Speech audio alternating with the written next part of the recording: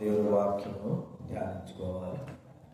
తర్వాత మనం కొంతసేపు ప్రార్థన గడుపుగా వాక్యము కొద్ది తక్కువ చూసుకొని ప్రార్థన ఎక్కువ చేద్దాం. ప్రార్థన చేసుకుందాం. పరలోకమందున తండ్రి, నమ్మకమైన మా తండ్రి, నమ్మదగిన మా ప్రభువుకు కృతజ్ఞతాస్తుతులను చెల్లిస్తాను. ఈరోజు మీ యొక్క పాద సన్నిధిలో వచ్చుతున్నాం. మీరే మాకు సహాయం చేయండి, మీ కృపను కోరుకుంటున్నాం. అనేక ఆచారాలు పద్ధతులు ఉన్నప్పటికీ మీరు మమ్మల్ని బలపరచడానికి సహాయం చేయండి. దేవుడి వాక్యం ద్వారా మాతో మాట్లాడండి. కృతజ్ఞతాస్తుతులు చెల్లిస్తూ ఎవరైతే ఇంకా రావాలి అనుకున్నారో వారు నడిపించండి, సహాయం చేయండి, తోడ్పడండి. కృతజ్ఞతలు చెల్లిస్తూ మహిమా ఘనత ప్రభావం చేస్తూ యేసు నామమున ప్రార్థిస్తున్నాము తండ్రి.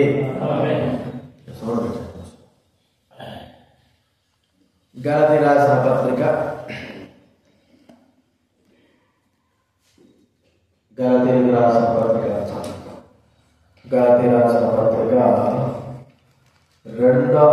5వ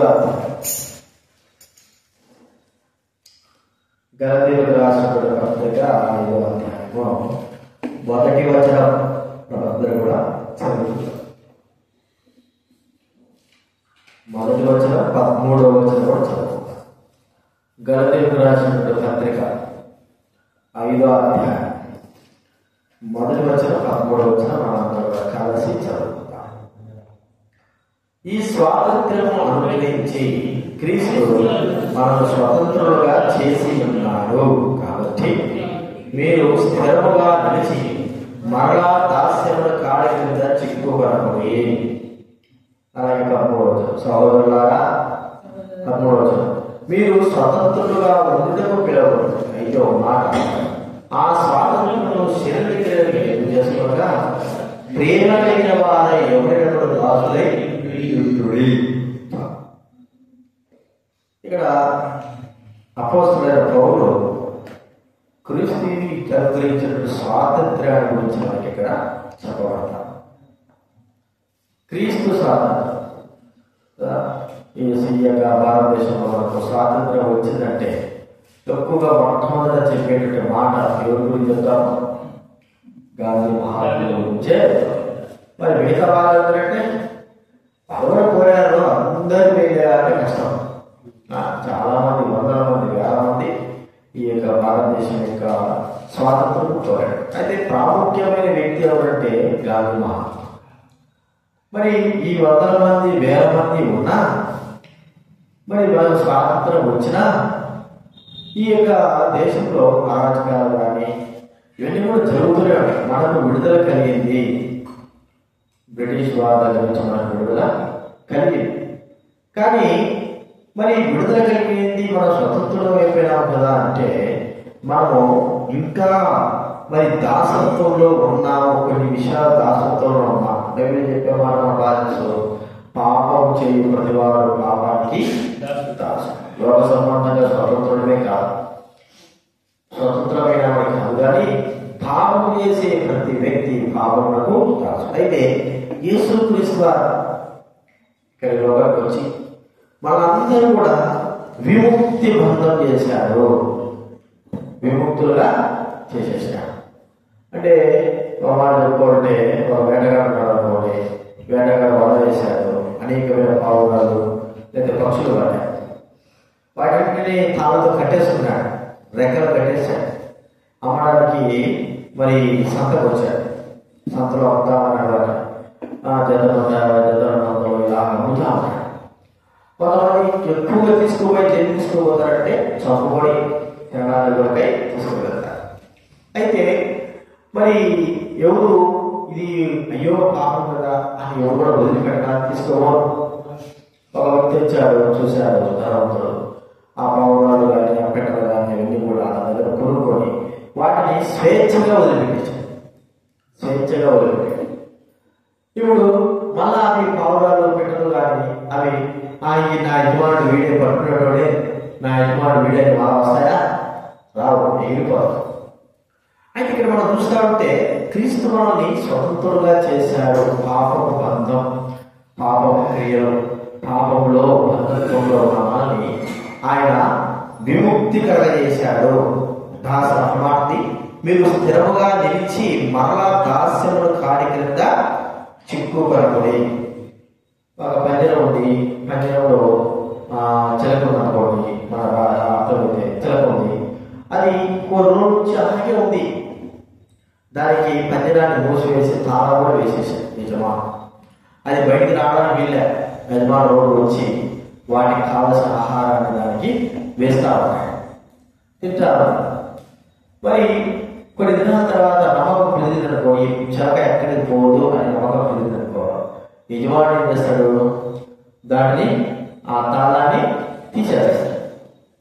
తీసివేసిన తర్వాత అప్పుడు ఆ చిలక స్వతంత్రముగా చేయబడిందిగా చేసుకుంటున్నా వెళ్ళిపోవచ్చు. బయటికి వెళ్ళి ఒక గృహంలో ఆ పంజరంలో బయటకు రావడం, లేదా కాదు అని తాను వెళ్ళిపోయి ఆ గూట్లోనే ఉందనుకో, దాని స్వతంత్రత ఉన్నప్పటికీ కూడా అక్కడే ఆ ఇంటిలో తిరుగుతుంది అనుకో, అది మరి క్రీస్తు అనుగ్రహించిన స్వాతంత్ర్యము. ఇది మనం కొన్ని విషయాలు మనం చూద్దాము. క్రీస్తు మనల్ని ఎలాగ స్వతంత్రులుగా చేసి ఉన్నారు. చాలా మంది వారి పాప బంధంలో నుంచి వారందరూ కూడా యేసుక్రీస్తు వారు విడిపించారు. వారందరూ కూడా విడిపింపబడిన వారై ప్రభువును సేవించారు. మరి ఎలాంటి దాని నుంచి విడిపింపబడ్డారంటే వారు అర్థం కాని విధంగా వారు చేస్తున్న పని. మనకు బాగా తెలుసు, అపోస్తలుడైన పౌలు ఈ మాట రాశాడంటే అపోస్తలుడైన పౌలు గురించే మనం అర్థం చేసుకుంటే, అపోస్తలుడైన పౌలు ప్రభువును ఎరగక మునుపు తాను ఒక బంధకములలో ఉన్నట్లుగా, ఒక బందీగా ఉన్నట్లుగా, దాస్యపు క్రింద ఉన్నట్లుగా మనం ఇక్కడ చూస్తుంటాం. చూడండి, ఇక్కడ మనం చూస్తే గలతీ రాసిన పత్రిక 4వ అధ్యాయం, గలతీయులకు రాసిన పత్రిక 4వ అధ్యాయం మొదటి 2 వచనాలను చదవాలండి. గలతీయులకు రాసిన పత్రిక 4వ అధ్యాయము మొదటి 2 వచనాలు. మరియు నేను చెప్పుదేమనగా వాసులు అన్నింటికి కర్త అయినను బాలుడైనంత కాలం అతనికి దాసులను ఏ భేదమును లేదు. తండ్రి చేత నిర్ణయింపబడిన దినము వచ్చే వరకు అతడు సంరక్షకుల యొక్క గృహ నిర్వాహకుల యొక్క ఆధీనంలో ఉండును. ఇటువలే మనము బాలులో ఉన్నప్పుడు లోక సంబంధమైన మూల పాఠములకు లోబడి దాసులమై ఉంటేనే.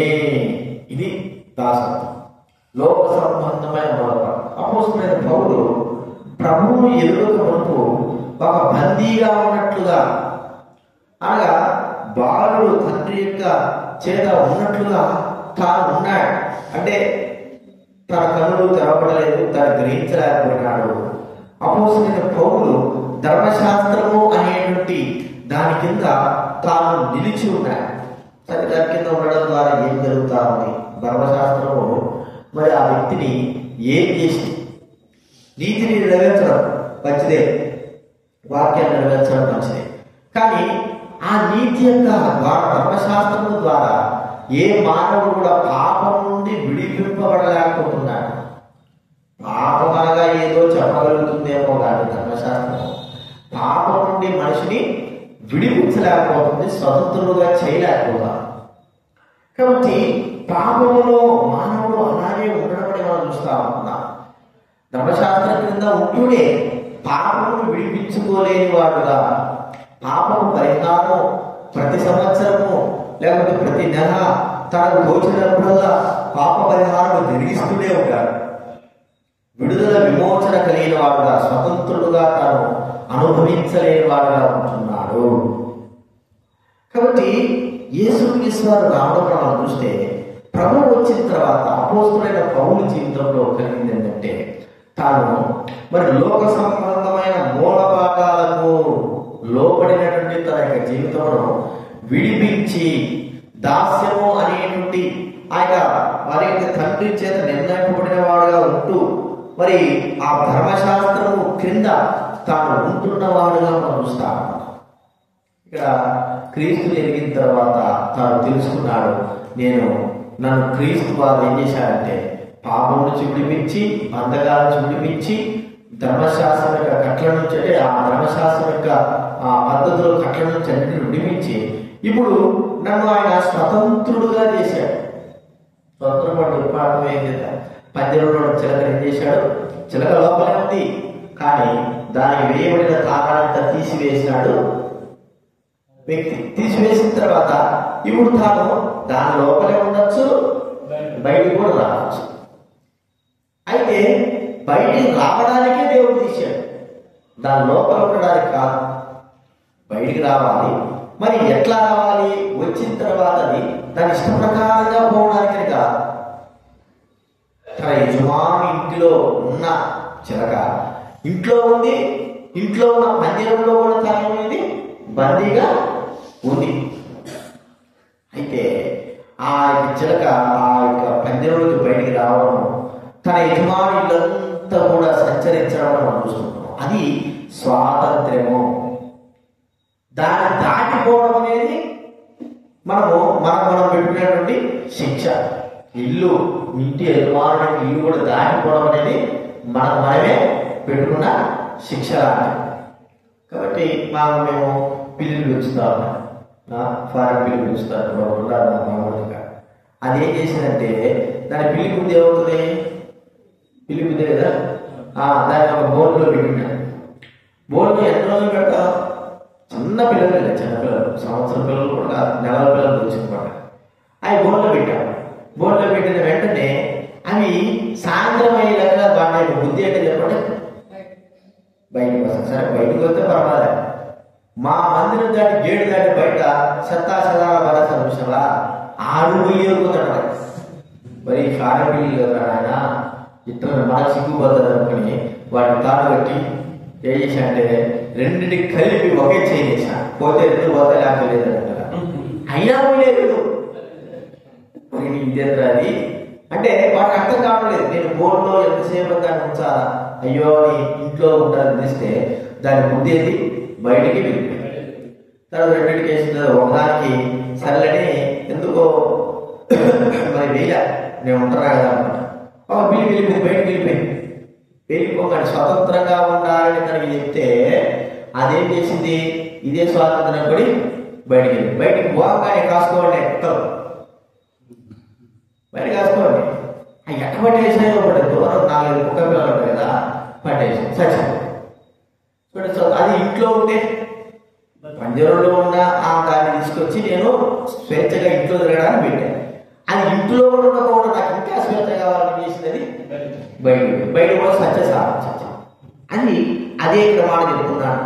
క్రీస్తు వారు స్వతంత్రంగా చేశారు. అయితే ఆ స్వాతంత్రాన్ని మరలా దాస్యం అనే కార్యక్రమం మనం ఏం జరగదంటున్నాడు? ఉపయోగించుకోవద్దు. పౌలు ప్రభుని ఎరిగిన తర్వాత పాత దినాల్లో ఉన్నటువంటి తన యొక్క ఆచార పద్ధతులు, లేకపోతే లోక సంబంధమైన కార్యాలు, లోక సంబంధమైన వాటిలో నుండి తాను విముక్తి కలగజేయబడ్డాడు. లోక సంబంధమైన కార్యాలు ఏమైపోయినాయి? ఇవి చెయ్యాలని బలవంతం చేస్తున్నారు. ఇవి చెయ్యాలి. మనం ఒకసారి వేరే విషయాలు వదిలిపెట్టే ధర్మశాస్త్ర విషయం చూస్తే ఇవి చెయ్యాలా, ఏమేమి చెయ్యాలా ఆయన రాశాడు. ఆదివారం ప్రతి సబ్బాత్ దినంలో ప్రభుత్వం మీరు ఇలా ఉండాలి, అలా ఉండాలని చేయకూడదు, అదొకటి. తర్వాత ప్రతి మరి పున్నమి నాడు కావచ్చు, 10 రోజులు కావచ్చు, రోజుకు మీరు చేయాల్సిన కార్యాలు ఇవి. నా సంవత్సరానికి ఒకసారి పనులప్పుడు మీరు చేయాలి. మరి బలి అనిపించాలి, దూడ అనిపించాలి, ఇవన్నీ చేయాలి. ఇవి చేసినప్పుడు మీ పాపను పరిహరిస్తాను. ఇది ఒక నియమము కట్టడ. మరి ఈ నియమం కట్టడ మానవునికి కొన్ని భారంగా బరువుగా ఈ చేస్తేనేనా అర్థమైనా? ఈ చేస్తేనేనా పాపాలు పోయింది, చేయకపోతే పోవా? ప్రతి సంవత్సరము తన పాపాలు మరి జ్ఞాపక రావడం చూస్తున్నా. అయితే క్రీస్తు వారు వచ్చిన తర్వాత ఏం చేశారంటే మానవుడు ఏదైతే అనుభవించవలసింది, ఏదైతే చెయ్యాలనుకున్న ఆ యొక్క ధర్మశాస్త్ర క్రియలన్నీ కూడా ఏం చేశాడని నెరవేర్చి తానే ఒక పరిహారపు బలిగా ఆయన చేయబడిన వాడుగా చూస్తాడు. చేయబడి ఏం చేశాడు? అన్ని కూడా ఆయన అనుభవించి ఆయన మరి చనిపోయినాడు. మనుషులు ఏదైతే దాస్యపు క్రియలలో ఉండాల్సినవన్నీ కూడా చేయాల్సిందో అవన్నీ తాము చేసి చనిపోయి ఇప్పుడు మనకందరికి కూడా విడుదల విమోచన గావించాడు. ఎలాంటిది విడుదల విమోచన అంటే మనం చూస్తే నమ్మకం, యేసు ప్రభువునందు విశ్వాసం ఉంచిన వ్యక్తి ఇక ఈ ధర్మశాస్త్ర క్రియలు అంటే బలి అర్పించడం కానీ ఇవి చేయడం కానీ ఇవన్నీ కూడా చేయాల్సినంత అవసరం లేదు. ఆ దినాల్లో కూడా మరి మొక్కుబడి ఉండే పోయి గుండు కొట్టించుకుని వచ్చేవారు. ఆ దినాల్లో మరి ఇప్పుడు ఈ దినాల్లో కూడా మొక్కుబడి ఉంటాయి. పోయి మెదక దగ్గర జుట్టు ఇచ్చేసి వచ్చేది, టెంకాయ కొట్టేది, ఎన్ని చేసేది, చిన్నపిల్లలని ఇంటి చేస్తున్నారు. ఇవన్నీ కూడా జరిగించాలనే నియమంతో ప్రజలైన వారు ఉంటున్నారు. కానీ ఇవన్నీ కూడా మనకు అవసరం లేదు. మనల్ని ప్రభు మరి స్వేచ్ఛాపరుడుగా చేశాడు అనేటువంటి విషయం మనం గుర్తించలేకపోతున్నాం. స్వేచ్ఛను అనుగ్రహించాడు కాబట్టి క్రీస్తు మనల్ని ఏం చేశాడు? స్వేచ్ఛ ఇచ్చాడు. స్వేచ్ఛ ఇచ్చినప్పుడు మనము ఇప్పుడు వీటిపైన మన యొక్క నమ్మకం ఉండకూడదు. ఏంటి? లోక సంబంధమైన వాటిపై మనం అన్ని తెలిసి కూడా మనం ఏం చేస్తాం చెప్పండి? పిల్లలకి తాయిలు కట్టడాలు, పిల్లలకి దారాలు కట్టడాలు, అవి అర్థమైతే కాళ్ళు వెంట్రుకలు కట్టడాలు, ఇంకే చెప్పండి. మనకు నమ్మకం లేక ఇది అనేవారు. మనకు నమ్మకం లేక మనం అందరం కూడా క్రీస్తులు స్వతంత్రమైన ప్రభువు ద్వారా మన స్వతంత్రం చేయబడ్డామని తెలియక, ఆలోచన లేక ఈ లోక సంబంధమైన వాటిని మనము ఆచరిస్తూ ఉంటున్నాం.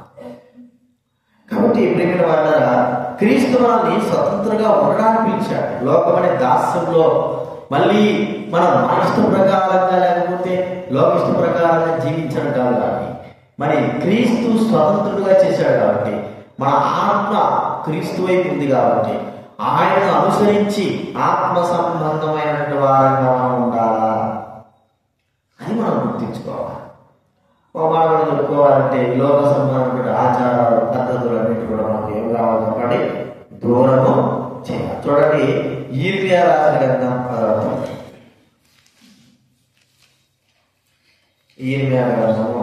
10వ అధ్యాయము 2వ వచనం.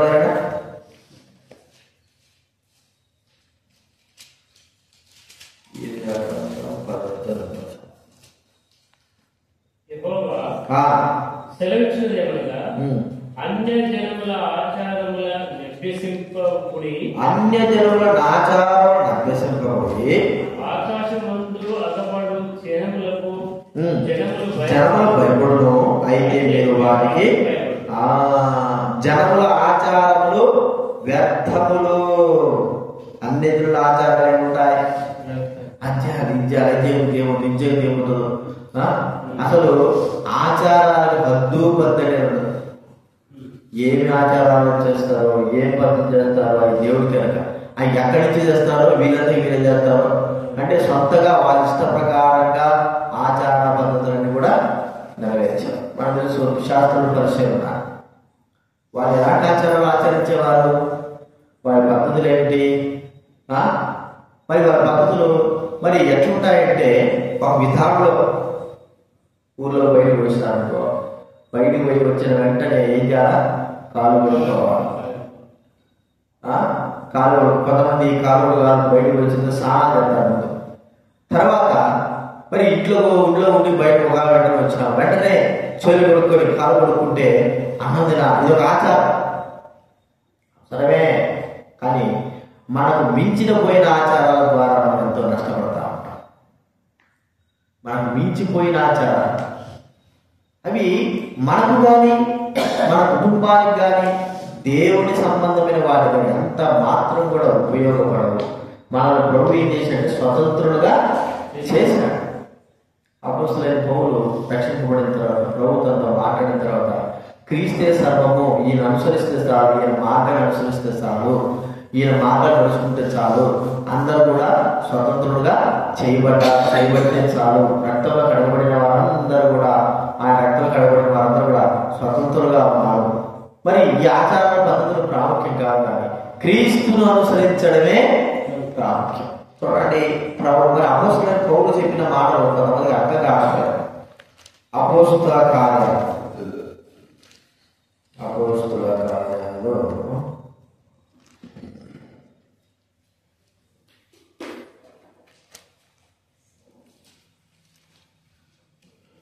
21వ అధ్యాయం 21వ అధ్యాయము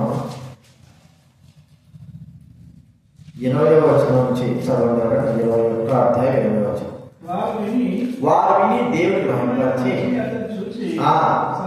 సహోదరుడా, యూదులలో విశ్వాసైన వారు ఎన్ని వేల మంది ఉన్నారో చూస్తున్నావు కదా. ఆసక్తి గల వారు యూదులు తమ పిల్లలకు సున్నతి చేయకూడదనియో నడవకూడదనియో నీవు చెప్పడం వలన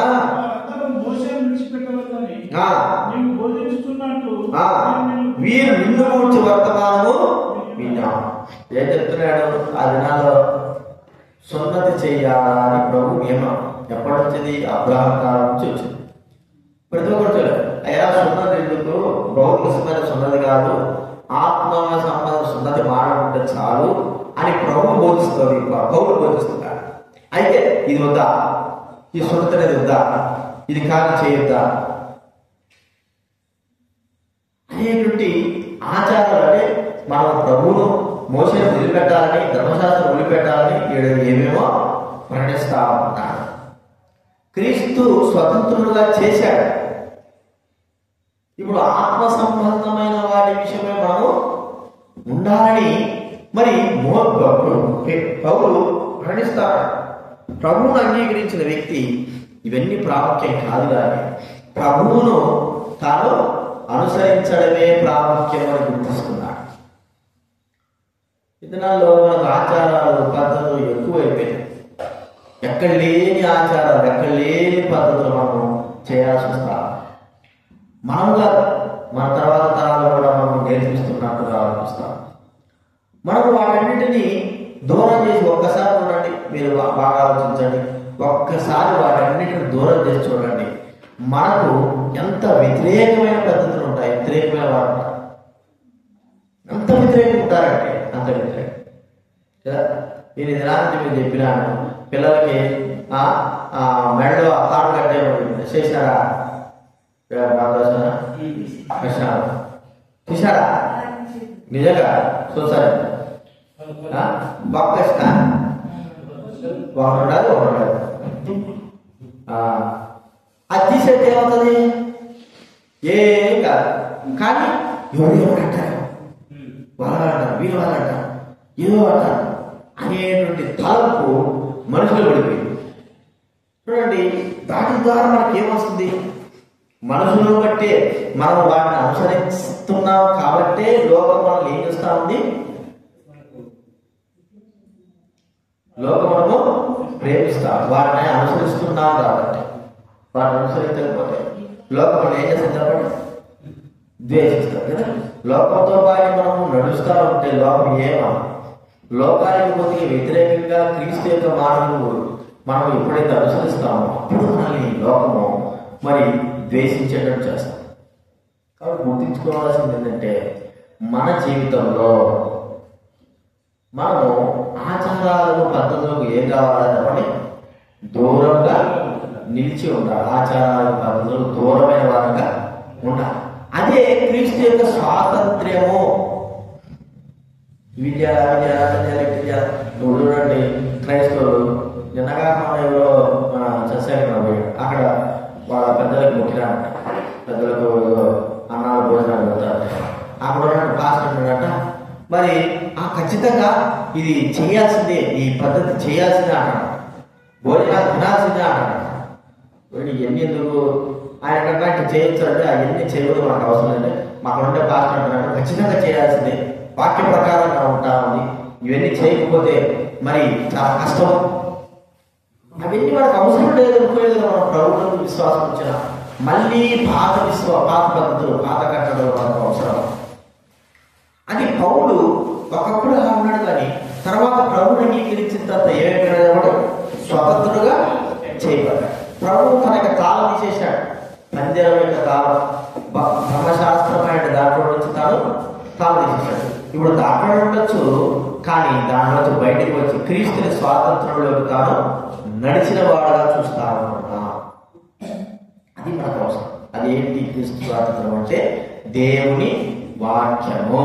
దేవుని వాక్యం. ఆ వాక్యంలో మనం నిలిచి ఉంటారు. దేవుని వాక్యం మనకు ఎంతో అవసరం. అదే దేవుని వాక్యం మనల్ని స్వతంత్రంగా చేసింది కాబట్టి ఆచారాల పద్ధతులకి చాలా దూరంగా ఉండేది. చూడండి, యేసుక్రీస్తు వారు ఆయన జీవించిన దినాల్లో పరిశీలన శాస్త్రం వాళ్ళు ఏం చేశారంటే ఆచారాల పద్ధతులు ఎక్కువైపోయాయి. పరిశీలనని శుభ్ర దగ్గర కూర్చోకుండా, వాళ్ళ దగ్గర పోకోకుండా, సమరయ దగ్గరికి వెళ్ళకోకుండా, వాళ్ళతో మాట్లాడుకోకుండా ఇంకా ఎన్నెన్నో పద్ధతులు అనేవి వాళ్ళు ప్రారంభిస్తూ వచ్చారు. ఇంకా దేవార్పణం అనేది తల్లిదండ్రులు చూడకపోకుండేది, దేవుడు చూసుకుంటాడని చెప్పేది. వాళ్ళ సొంత మరి ఆచారాలను బట్టి దేవుని యొక్క ఆజ్ఞలు ఏం చేసుకొచ్చారు, వాళ్ళు దూరం చేసుకొచ్చారు. ఒకరు రక్షింపబడితే ఒకరు మంచి మార్గం ఉంటే వాళ్ళు అటగా ఉంది. ఒక మాట ఉంది కదా, ఒకడు పుట్టి వాడు స్వస్థమతం పడితే అరే ఈరోజు ఆదివారం కదా, అది ఈరోజు శనివారం సబ్బాలు స్వస్థమతం పడకూడదే, ఎక్కబెట్టబడ్డా దానికి సంబంధం. ఇవన్నీ పద్ధతులు. చూడండి, మనం ఆలోచిస్తే ఇంకోటి ఏంటి, వాళ్ళు దారిలో వెళ్తా ఉంటే వేసుకోవడం శిష్యులు వెళ్తాడు. కొంతమంది శిష్యులు ఏం చేశారు, ఆకలితో ఉన్నప్పుడు వెన్నులు గోధుమ వెల్లులు తీసుకుంటున్నారు. ఈరోజు ఏమారా సంపాదన అసలు వెన్నులు చుచ్చుకోకూడదు. ఇదేంటి ఎక్కడి నుంచి వచ్చే ఆచారం అంటే సొంతగా.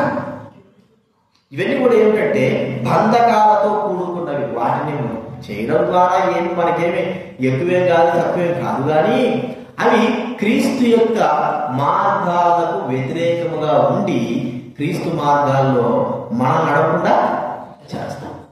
అందుకే అపొస్తలుడైన పౌలు వాటిని తిరస్కరిస్తూ వచ్చాడు. అయినప్పటికీ కూడా ప్రజలైన వారు రక్షించుకోవడానికి కొరకే ధర్మశాస్త్రంలోని క్రియలు కొన్ని చేయాల్సి వచ్చింది. పౌలు లేకపోయినాడు, స్వతంత్రుడైన కదా, ఇది అవసరం లేదనుకున్నాడు. కానీ ప్రజలైన వారు వేస్తున్నారు, వాళ్ళ స్వతంత్రులు కాలేకపోయినారు. వారు కూడా స్వతంత్రులు కావడానికి కొరకే కొన్నిసార్లు ధర్మశాస్త్రం యొక్క క్రియలు తాను నెరవేర్చాల్సి వచ్చింది. కాబట్టి మనం గుర్తించుకుందాం, మనల్ని ప్రభు ఏం చేశాడు, స్వతంత్రులుగా చేసి ఉంటున్నాడు. మనం ఎట్లుంటారు ఇప్పుడు మళ్ళా మూలపాఠాలు అంటే అవి చేయకూడదు, ఈ చేయకూడదు, అట్టగా ఉంది, ఇట్టగా ఉంది కదా, ఈ చేస్తే ఎట్లా, ఈ చేస్తే ఎట్లా, ఈ చేయొద్దు అన్నాడు కదా, ఈ చేయొద్దు అన్నాడు కదా. ఇవన్నీ కూడా మనము ఏవేవో మనంతా కూడా ఊహా చిత్రాలుగా ఉపయోగించుకునేవారంగా ఉంటారు. ఊహా చిత్రాలు. కాబట్టి ప్రేమ వారు మనం గుర్తించుకోవాల్సింది ఏంటంటే మన జీవితంలో మరి ఊహా చిత్రాలుగా ఈ లోక సంబంధమైనటువంటి వాటిపైకి దూరంగా ఉండవలసిన వారంగా ఉంటున్నాం. అది మనం గుర్తించుకో, దూరంగా ఉండాలి. ప్రభు మనతో మాట్లాడుతున్నాడు. మరి ఒకసారి మనం ఆ యొక్క బంధకమైనటువంటి దాంట్లో ఉన్నప్పుడు ప్రభువు తాళం తీసి మన అందరిగా ఆయన శిలువలో మనందరినీ స్వేచ్ఛాపరులుగా చేసిన తర్వాత తిరిగి మనము అదే దాంట్లో వెళతామా? వెళ్ళకూడదు.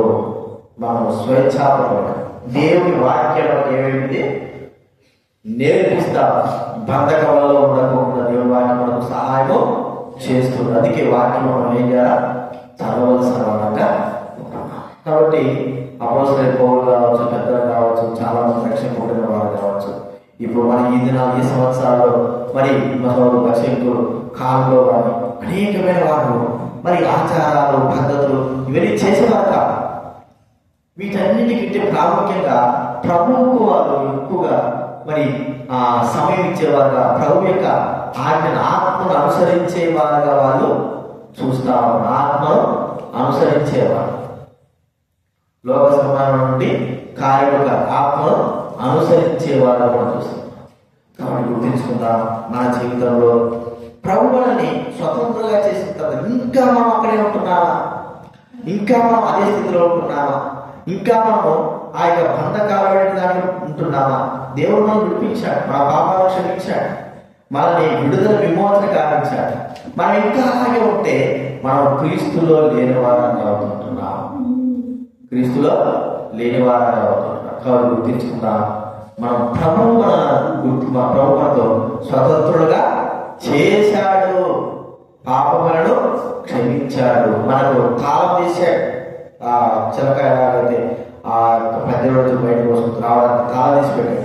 రావచ్చు, రాకపోవచ్చు, కొంతమంది అయితే అలాగే మురిగిపోతా ఉంటారు, అలాగే ఉంటారు, అలాగే జీవిస్తూ ఉంటారు, అదే జీవితంలో ఉంటారు. కానీ క్రీస్తు మనం స్వతంత్రంగా చేసి మన పాపాలన్నీ క్షమించిన తర్వాత ఇక మనకు విడుదల విమోచన గావించిన పడ్డాడు.